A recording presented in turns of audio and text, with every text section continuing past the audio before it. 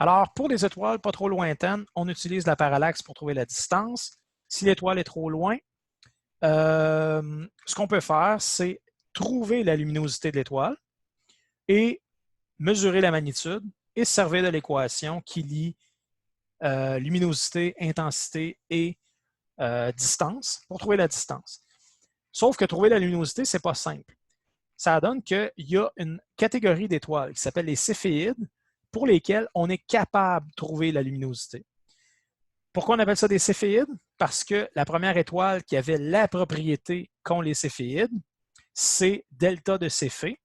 Delta de Céphée, c'est une étoile de la constellation de Céphée, qui est la constellation en forme de maison, qui est circumpolaire, qui fait ça comme ça.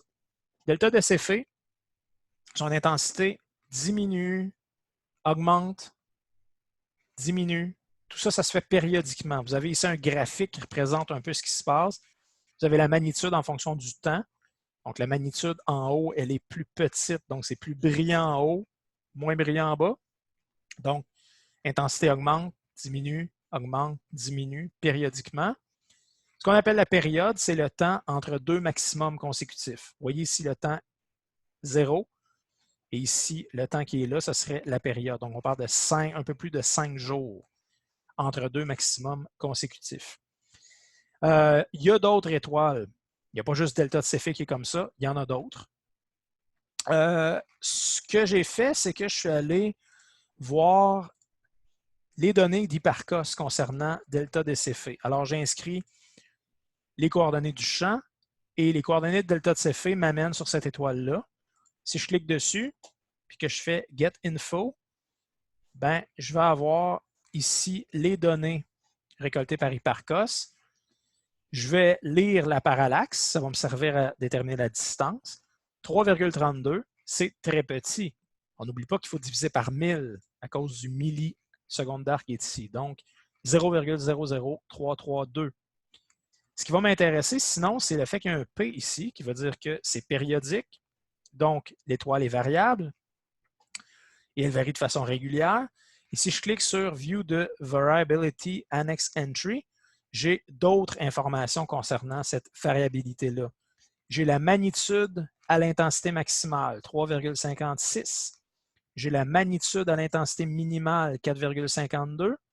Et j'ai la période moyenne en jours, 5,37 jours. Donc, on va aller inscrire ça ici. On veut trouver la distance. Donc, on divise par la parallaxe. 0,00332, 982 années-lumière. Donc, on est presque à la limite de ce que Hipparcos peut nous donner. Là. Hipparcos, on a dit, est capable de mesurer des parallaxes pour des étoiles moins loin que 1000 années-lumière. On est proche de 1000 années-lumière ici. Ensuite, on a besoin de la magnitude moyenne, VMOY. Donc, on va faire la moyenne de la valeur maximale et minimale. La maximale, c'est 3,56. La minimale, 4,52. Ça nous donne 4,04. À partir de la magnitude et de la distance, on peut trouver la luminosité. Donc, l'équation, c'est celle-là ici. Donc, dans la première case, on met la distance. Dans la deuxième, on met la magnitude. Donc, la distance, 982. La magnitude moyenne, 4,04. Ce qui nous donne 1900 fois la luminosité du Soleil. Donc, c'est pas mal lumineux. Pas autant que Deneb, mais pas mal lumineux. Ça donne qu'il y a des céphéides qui sont aussi lumineuses que Deneb. Donc, les céphéides sont typiquement très lumineuses, donc on les voit de loin. Alors, c'est très pratique pour ça. Mais ce qui est le plus pratique, c'est le fait qu'il existe une relation entre la période, donc la vitesse à laquelle l'étoile clignote, si vous voulez, et sa luminosité. Les étoiles qui sont plus lumineuses, les céphéides plus lumineuses, clignotent plus lentement. L'astronome qui a découvert ça, c'est Henrietta Leavitt, qui avait été employée initialement par Henry Pickering au Harvard College Observatory comme computer. il y a plusieurs femmes qui avaient été engagées au début du 20e siècle à cet endroit-là pour analyser les nombreuses données qui venaient des plaques photographiques des images prises par les télescopes de l'époque. Alors, il n'y avait pas d'ordinateur à l'époque, donc les femmes servaient de computers pour ça. Et Henrietta Leavitt avait gradué du Radcliffe College, qui est la version, c'est Harvard pour les femmes finalement, donc était très brillante. Et elle avait hérité de données du petit nuage de Magellan. Le petit nuage de Magellan, c'est une espèce de morceau de Voie lactée qui est soit en train de se lier à la Voie lactée ou de s'y détacher, on n'est pas trop certain. Alors, dans le petit nuage de Magellan, Henrietta Leavitt a vu qu'il y avait des céphéides, plusieurs céphéides. Alors, ce qu'elle a fait, c'est qu'elle a mesuré la magnitude moyenne et la période de ces céphéides-là. Et vous avez les données qui sont ici. Donc, vous avez les numéros d'étoiles. Je n'ai pas tout mis les étoiles qu'il y avait là, j'en ai mis quelques-unes. C'est un petit peu arrangé avec le code des vues, vous allez voir. Alors, j'ai la magnitude moyenne. Donc, premièrement, vous voyez que c'est des magnitudes qui sont très élevées, ce qui veut dire que c'est des étoiles très peu brillantes. Ben, c'est pas mal loin, disons. Donc, ça prend un assez bon télescope pour mesurer ça. Et elle a aussi mesuré la période. Vous voyez qu'il faut être quand même assez patient. Vous avez des périodes jusqu'à 127 jours ici. 127 jours entre deux maximums consécutifs. Donc, les périodes varient pas mal. Si on fait un graphique de la magnitude moyenne en fonction de la période, donc vous voyez la magnitude, la valeur est de plus en plus faible à mesure qu'on monte, donc ça veut dire de plus en plus brillant à mesure qu'on monte. Vous voyez qu'il y a une relation claire entre la magnitude et la période. Plus l'étoile clignote, je dis ça comme ça, lentement, plus la période est élevée, plus elle est brillante, plus on est haut dans le graphique. Maintenant, question 3. Que pouvez-vous conclure du graphique de la magnitude moyenne en fonction de la période? Alors, c'est ce qu'on vient de dire. Alors, on va résumer ça ensemble. Donc, dans le cahier, vous avez la même question qui est là. Que pouvez-vous conclure du graphique de la magnitude moyenne en fonction de la période? Ben, on peut conclure que plus la période est grande, plus la magnitude est faible. D'accord avec ça? Donc, plus la période est grande,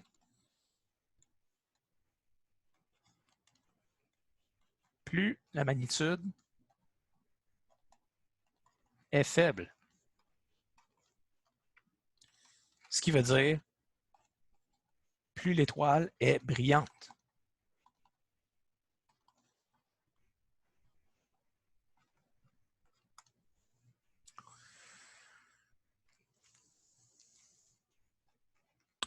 Question suivante. Puisque toutes les céphéides sont dans le même nuage, elles sont alors toutes à la même distance de la Terre. Vous êtes d'accord avec ça? C'est-à-dire que vous avez votre nuage de Magellan, un nuage comme ça, et vous avez la Terre qui est, par exemple, ici. Bon, puis c'est pas à l'échelle. Normalement, la Terre sera encore plus loin que ça. Alors, êtes-vous d'accord que les étoiles sont à peu près toutes à la même distance de la Terre? Distance D, par exemple, ici. Si c'est le cas, ben, vous ne pouvez pas dire qu'une céphéide est plus brillante qu'une autre parce qu'elle est plus proche. Elles sont toutes à la même distance. Donc, à ce moment-là, ce que ça veut dire, c'est qu'une étoile, une céphéide, est plus brillante parce qu'elle est plus lumineuse. Donc, plus la période est grande, plus la luminosité est grande aussi. Donc, la période détermine la luminosité. Il y a une relation directe entre les deux. Alors, écrivons ça. Même distance. Ce que ça implique, c'est qu'une étoile est plus brillante parce qu'elle est plus lumineuse. Donc, plus la période est grande,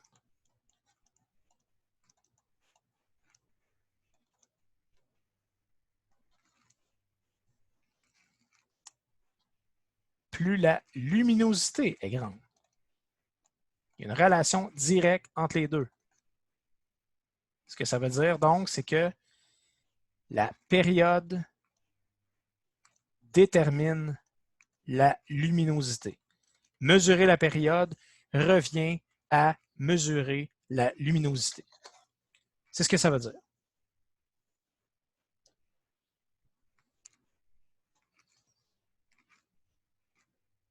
Alors, la question suivante, c'est quelle est la luminosité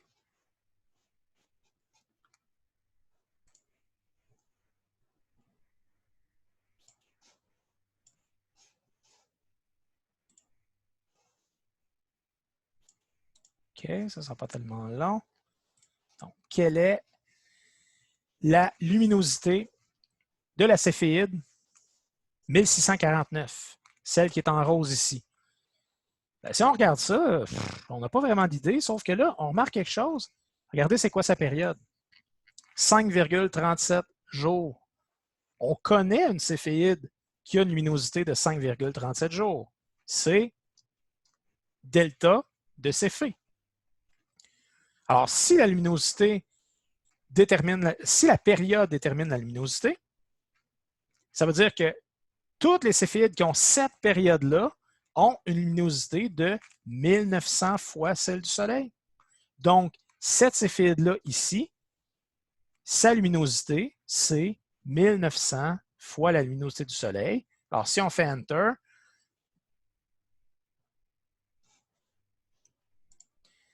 je vais recharger.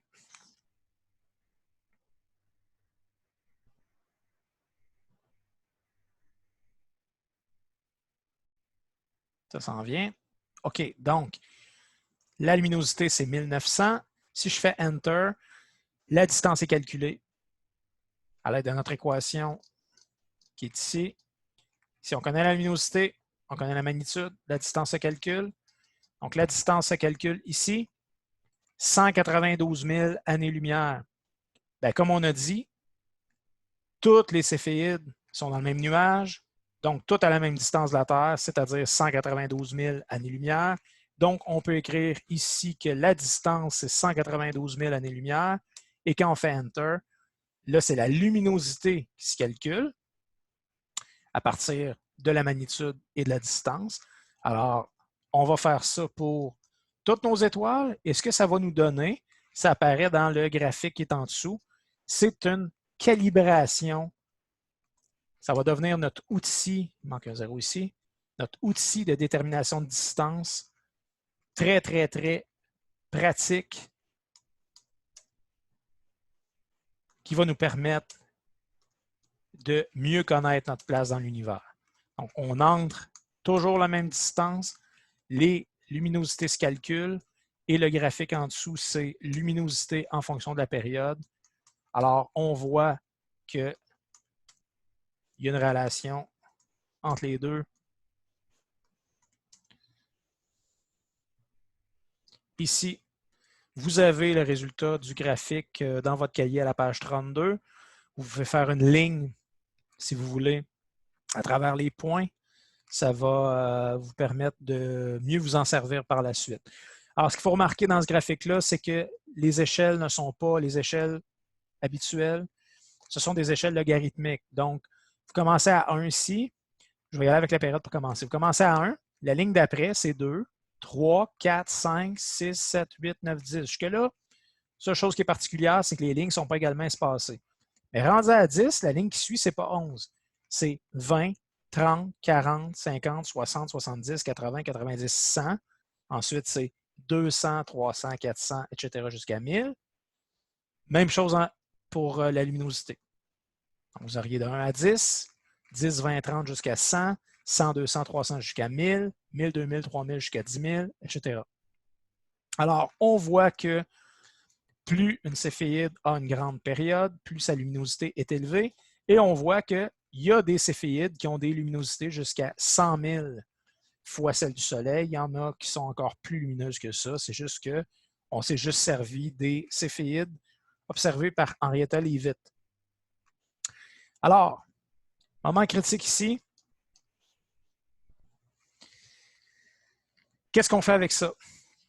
Ben, un peu avant 1920, donc il y a 100 ans, là. Il y a 100 ans, comme je vous disais, on pense que l'univers, c'est la Voie lactée. Et ce qu'on sait quand même, c'est que la Voie lactée, ben, il y a un disque, ça c'est la Voie lactée vue de côté, et il y a des boules d'étoiles autour. Les boules d'étoiles, on appelle ça des amas globulaires. Donc, c'est des boules qui contiennent des centaines de milliers d'étoiles. Arlo Shapley, qui est aussi au Harvard College Observatory, lui, il va trouver des céphéides dans plusieurs amas globulaires. Pour l'instant, on va se concentrer sur l'amas globulaire d'Hercule, qui est un objet très connu par les astronomes amateurs, un objet que vous pouvez voir dans un télescope pas si gros que ça. C'est spectaculaire, c'est centaines de milliers d'étoiles dans une boule comme ça ici. Donc, Shapley a trouvé des céphéides là-dedans. A donc mesuré la magnitude et la période de ces céphéides-là. Il y a des données ici qui sont fournies. Donc, une magnitude moyenne de 10,1 et une période de 20 jours pour une de ces céphéides-là. Ben ça nous permet de trouver la distance à la céphéide, donc la distance à l'amas globulaire d'Hercule. Comment on fait? Ben, la magnitude, 10,1, c'est ça qui va aller ici. Okay, on reconnaît notre équation de distance, là. Ce qui va ici, c'est la luminosité au numérateur sous la racine. Ce qui va là, c'est la magnitude. Donc, la magnitude, on l'a tout de suite, 10,1. La période, elle, nous permet de trouver la luminosité en servant de ce graphique-là. Alors, 20 jours, on s'en va sur le graphique. On a 10 qui est là. La ligne qui suit 10, c'est 20. Alors, on monte la ligne et à l'intersection de la ligne et de la droite que vous avez peut-être tracée à travers vos points ou que vous pouvez imaginer. Alors, là, il y a peut-être deux réponses possibles, là. Moi, ce que je dirais, c'est que j'arrive à la ligne qui est ici, c'est-à-dire 2 lignes avant 10 000. Okay? Si je m'en vais voir ici à gauche, là, 2 lignes avant 10 000, ça me donne 8 000. Si vous me dites que c'est 9 000, je suis d'accord avec vous autres. 8 000 ou 9 000. Okay? Donc, on est ici 8 000. Donc, 8 000, c'est la luminosité. 8 000 fois la luminosité du Soleil, c'est la luminosité de cette céphéide-là. Si on clique ici, on obtient la distance à l'amas globulaire d'Hercule, 32 825 années-lumière. Alors, c'est loin, mais juste ça comme ça, c'est pas problématique parce qu'on sait que la Voie lactée a 100 000 années-lumière de diamètre à l'époque. C'est juste qu'on pense à l'époque que le Soleil est en plein milieu. Donc, ce que Shapley va faire, c'est qu'il va mesurer, il va trouver des céphéides dans plein d'amas globulaires. Il va donc déterminer la distance à ces amas globulaires-là. Il va faire une espèce de cartographie en 3 dimensions. Ce qu'on pense qui est, le cas il y a 100 ans, c'est que les amas globulaires sont répartis uniformément autour du disque de la Voie lactée. Mais on pense que nous, on est en plein milieu. On pense que le Soleil est en plein milieu. Sauf que Shapley, quand il fait sa cartographie, il se rend compte que, d'un certain côté, les distances sont plus grandes que dans l'autre direction. Les distances sont plus courtes dans la direction vers la gauche ici que vers la droite. Donc, si on suppose que les amas globulaires sont répartis uniformément, ce que ça veut dire, c'est que le Soleil, il n'est pas au centre de la Voie lactée. En fait, ce que Shapley va obtenir, c'est que le Soleil est à 28 000 années-lumière du centre de la galaxie. Donc, le Soleil n'est pas au centre de l'univers. C'est ce qu'on aurait dit il y a 100 ans. Aujourd'hui, on dit que le Soleil n'est pas au centre de la galaxie. En fait, le Soleil est à peu près à mi-chemin entre le centre et l'extrémité du disque. Okay? Parce que vous avez 100 000 comme ça, vous avez donc 50 000 ici, fait à peu près 25 000. On est à mi-chemin à peu près. Donc, Shapley tasse le Soleil du centre de l'univers avec cette découverte-là. Edwin Hubble, lui, va pousser ça encore plus loin. Edwin Hubble,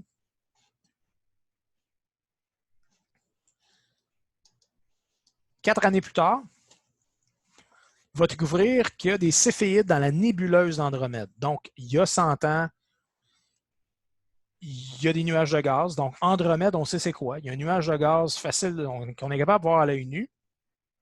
On pense que c'est un nuage de gaz qui est dans notre galaxie. Sauf que Hubble va trouver des céphéides. Voici un négatif de l'image.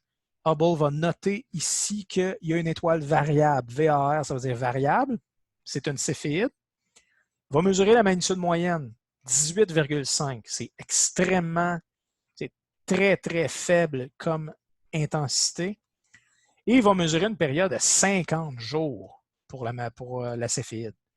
Déjà, là, c'est signe qu'on a affaire à quelque chose qui est pas mal loin. Très, très peu brillant, assez grande période, ce qui veut dire assez grande luminosité. Donc, on a affaire à un objet qui est lumineux, mais très peu brillant, donc possiblement très loin. Alors, il va évaluer la distance à la céphéide. Alors, si on refait le calcul, en fait, si on refait la démarche, notre 18,5, la magnitude, c'est comme toujours, ça s'en va ici. Et la période de 50 jours va nous permettre de trouver la luminosité. Donc, ici, on veut 50. Donc, 10, 20, 30, 40, 50. On monte la ligne et on arrive pas mal sur le point qui est là. Si je m'en vais voir à gauche, je suis la ligne qui suit 10 000. Je suis donc à 20 000, n'est-ce pas? 20, 30, 40, 50. Je monte. Je suis là. Je m'en vais à gauche. 20 000. Alors, 20 000 luminosité solaire, 18,5 de magnitude. Voici ce que ça donne.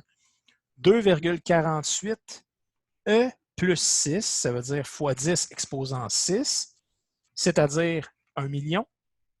Donc, E plus 6, ça veut dire 1 million. Donc, 2,5 millions d'années-lumière. Alors, si vous regardez ça, la Voie lactée a 100 000 années-lumière de diamètre. Et là, vous avez un objet, une céphéide, qui est à 2,5 millions d'années-lumière. Alors, la nébuleuse elle-même, dans laquelle l'étoile se trouve, est à 2,5 millions d'années-lumière, donc pas dans la Voie lactée, au-delà. Et là, bien, vous avez un objet qui, à l'œil nu, a une taille angulaire considérable dans le ciel.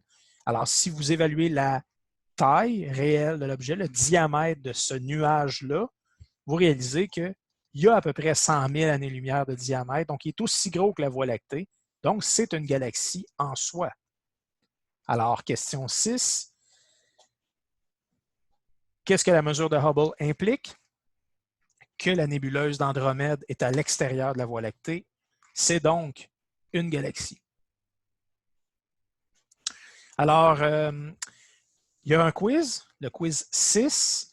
Dans le quiz 6, vous aurez à faire ce que vous venez de faire ici dans les exercices 4 et 5. C'est-à-dire, vous allez avoir à utiliser le graphique qui est là pour trouver la luminosité à partir de la période et utiliser l'équation qui est là pour trouver la distance.